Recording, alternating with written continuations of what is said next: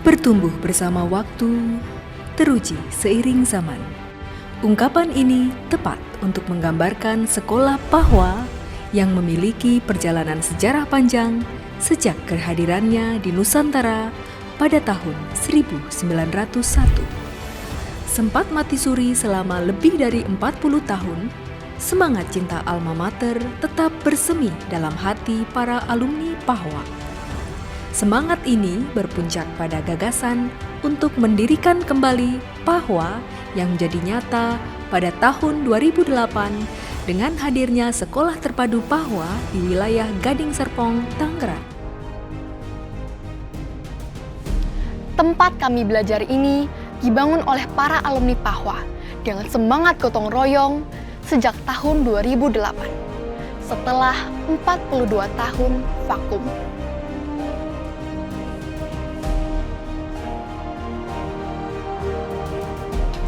Semangat kebangkitan kembali Sekolah Pahwa diwariskan oleh para tokoh intelektual yang berjasa dalam mendirikan Sekolah Pahwa ratusan tahun lalu di Batavia.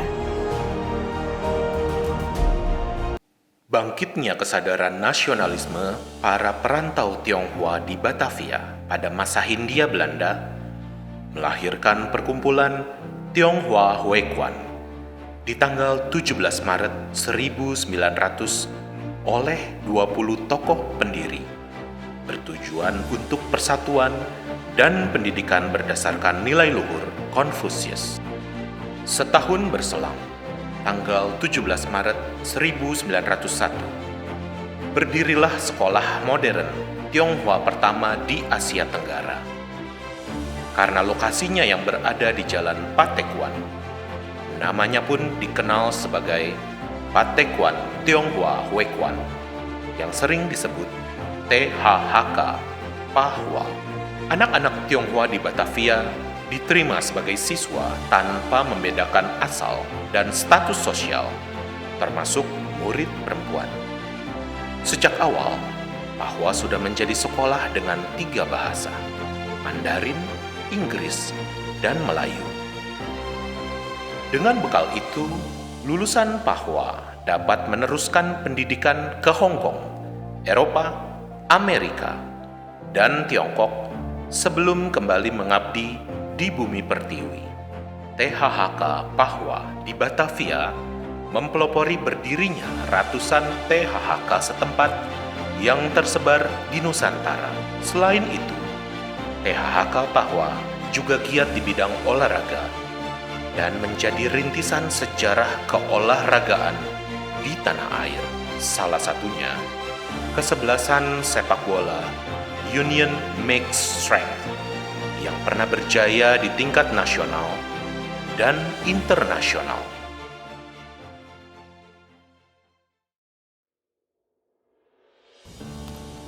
Saya lulusan angkatan 65. Ya, saya murid sih biasa-biasa saja. Tetapi tiap tahun tidak liwat dari ranking 3, termasuk murid yang baik lah. Jadi setiap tahun murid-murid di wisuda pasti Besdir itu akan hadir dan pidato. Namanya Wi Guanqiang adalah ayah dari alumni yang nyumbang gedung ini nih. Gedung ini yang kita pakai sekarang. Namanya Siang Hadi Wijaya. Ya, pada waktu kebetulan saya di wisuda kalau tidak salah di SMP, pas SMP dengerin pidato Besdir kita. Jadi gedung sekolah kita dari gedung A, gedung B, gedung C semua beliau yang bangun. Waktu itu saya berpikir, wah ini luar biasa ya. Kalau kita bilang cek pintu kecil yang dagang tekstil nih begitu memikirkan untuk kepentingan orang banyak. Waktu itu saya mungkin menghayal kali-kali saya bisa nurunin cek Wi Guanqiang ini. Tapi ternyata pada tahun 2007 saya berhasil mengumpulkan alumni-alumni untuk bangkit kembali mendirikan alma mater. Jadi saya mengharapkan sebagai generasi penerus ya adalah murid-murid yang sekarang dan keluarga investor Sekolah Pahwa ini supaya mempunyai hati, terutama mempunyai hati untuk terus memajukan Sekolah Pahwa sampai 100 tahun, 1000 tahun. Pada masa pendudukan Jepang di tahun 1942, THHK Pahwa sempat ditutup. Namun, berkat kegigihan pengurus THHK, Tan Bun Seng, Chow Yuk Chung, dan Liok Chu Beng, Jepang mengizinkan sekolah kembali dibuka dan menampung murid sekolah Belanda yang ditutup permanen.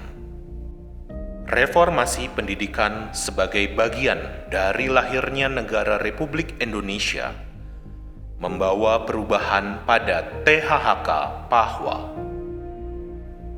Secara bertahap sejak tahun 1951, kurikulum Pahwa disesuaikan dengan kurikulum nasional.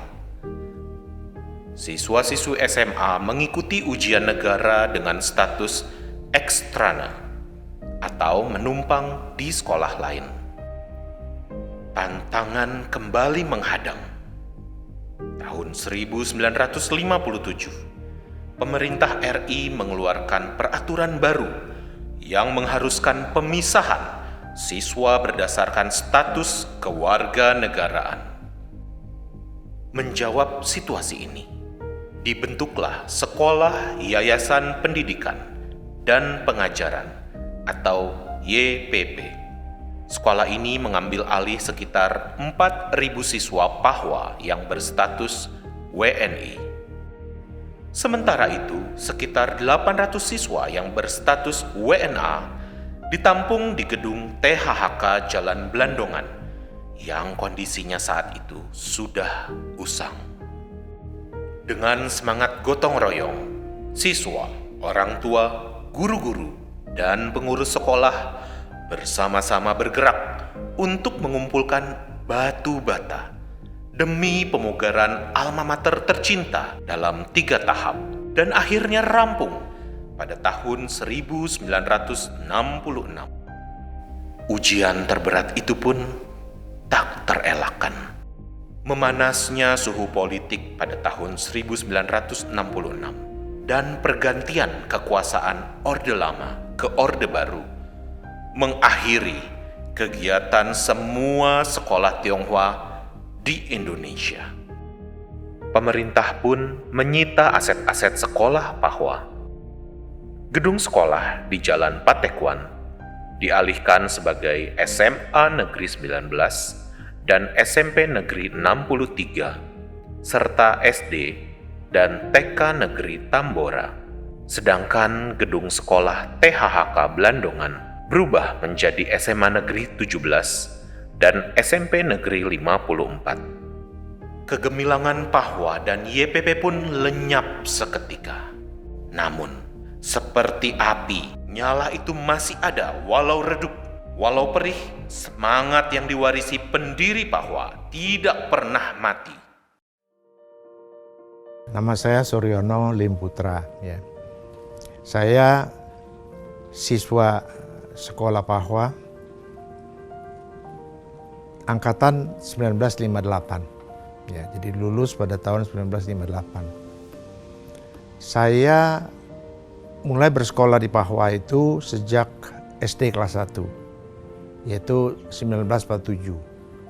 Terus sampai selesai ya SMA kelas 3. Dan waktu itu kriteria mendapatkan beasiswa adalah berdasarkan nilai ujian nasional ya. Karena ujian nasional saya nilainya cukup bagus ya, melampaui batas yang ditetapkan atau standar yang ditetapkan, maka saya diterima mendapatkan beasiswa full study penuh ya untuk mencapai gelar sampai dengan master ya di negara RRC ya, sekarang RRT Tiongkok ya. Dan saya berangkat pulang ya dan menjalani ikatan dinas di Kementerian Perindustrian. Sehingga mulailah saya dengan karir saya di pemerintahan sebagai PNS ya, sebagai pegawai negeri sipil. Saya juga diterima sebagai dosen ilmu teori trafo dan desain trafo di Universitas Trisakti. Sementara dosen sebagai dosen tidak tetap ya, bukan dosen tetap. Nah, saya mulailah karir di bidang teknik elektro. Pada kesempatan ini memang kami juga mau menghimbau ya, terutama bagi siswa-siswa yang lulusan daripada Sekolah Terpadu Pahwa, yang kami namakan alumni Tunas Muda, ya, bahwa jangan sekali-kali mereka lupa ya, bahwa tempat mereka belajar, tempat mereka menimba ilmu, tempat mereka membina moral, ya, dan perilaku yang sehat, ya, itu karakter yang baik itu ada di Pahwa. Jangan sekali-kali kita lupa akan budi yang ditanamkan pada kita, ya. Itu saja pesan saya ya. Di mana satu saat sudah selesai dengan studi dan terjun ke masyarakat, maka jangan lupa ya, kalau memang ada sisa waktu, luangkan waktu untuk membantu Sekolah Terpadu Pahwa kita ini. Karena kalau bukan alumni yang membantu, yang membina, yang membangun, yang mencurahkan kontribusinya kepada Pahwa, siapa lagi kalau bukan alumninya.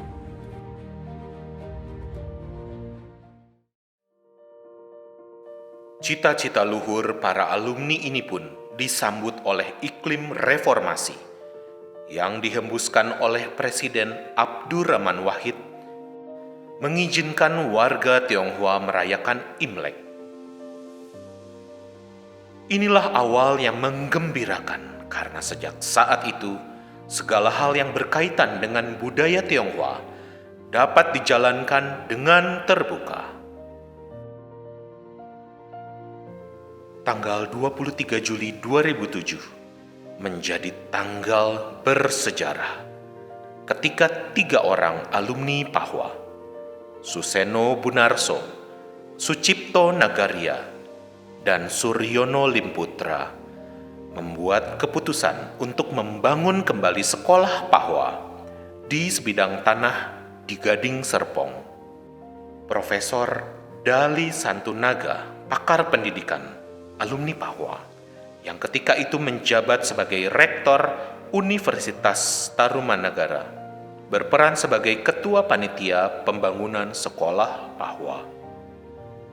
Tanggal 7 Oktober 2007, di Hotel Alila Jakarta, para perwakilan alumni dari berbagai angkatan menyetujui pendirian kembali Sekolah Pahwa, lalu menyepakati nama sekolah yang akan berdiri adalah Sekolah Terpadu Pahwa. Para alumni bergerak cepat. Pada 21 Januari 2008, upacara penanaman tiang pancang pertama dilakukan. Sejalan dengan pembangunan sekolah, Yayasan Pendidikan dan Pengajaran Pahwa atau YPP Pahwa didirikan sebagai badan pengelola dan penyelenggara Sekolah Terpadu Pahwa melalui sebuah konferensi pers tanggal 17 Maret 2008 dideklarasikan sebagai hari berdirinya Sekolah Terpadu Pahwa. Visi dan misi Pahwa saat ini diambil dari warisan semangat Pahwa lama, yaitu untuk menghadirkan pendidikan dengan standar mutu yang tinggi melalui budi pekerti yang mengacu pada ajaran Konfusius yang universal, pengajaran tribahasa, dan pengembangan daya berpikir kritis.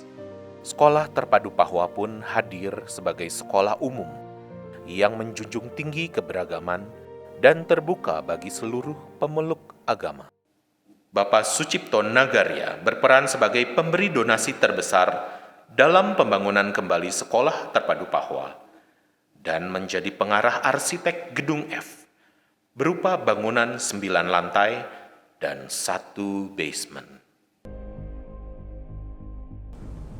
Saya adalah angkatan 58 dari Pahwa. Di kelas itu, saya itu sepanjang yang saya tahu ya, dianggapnya itu saya itu adalah termasuk anak yang rada alim.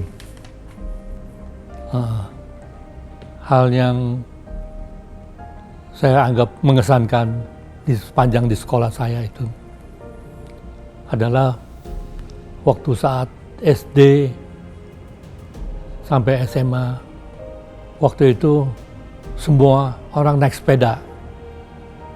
Hal yang saya rasa tepat dalam penghidupan saya adalah waktu saya memutuskan untuk bangun kembali sekolah Pahwa yang sudah dibredel di tahun 66. Jadi waktu itu saya ambil keputusan untuk bersama-sama dengan alumni lainnya seperti Pak Suseno, Pak Suryono, dan banyak alumni-alumni lainnya, kita putuskan untuk bangun kembali. Pesan untuk keluarga besar Pahwa, alumni tetap kompak dan selalu ingat Pahwa, selalu menjalankan prinsip 3M, yaitu 1. Moral, memiliki karakter yang baik berdasarkan ajaran Konfusius. 2. Mandarin yang merupakan salah satu bahasa internasional yang banyak digunakan pada saat ini. 3. Matematika sebagai ilmu dasar untuk berpikir logis dan kritis. Dengan prinsip 3M ini diharapkan siswa-siswi Pahwa memiliki budi pekerti luhur dan mampu bersaing di dunia internasional.